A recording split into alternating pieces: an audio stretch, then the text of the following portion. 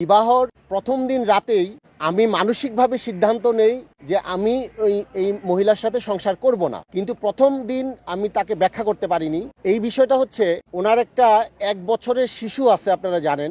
ওই শিশুটা যখন আমার বিয়ের বাসরটা কিন্তু রত্না কবিরের বাসা হয়, আমাদের শ্রদ্ধেয় রত্না আপা, যখন এই বাচ্চাটা কাঁদতেছিল, মার বিয়ে হয়ে যাচ্ছে, বাচ্চাটা কিন্তু কাঁদতেছিল, সেদিন এই মহিলা বাচ্চাটাকে এমনভাবে শাউট করে একটা ধমক দিছে এবং তার হেল্পিং হ্যান্ডকে।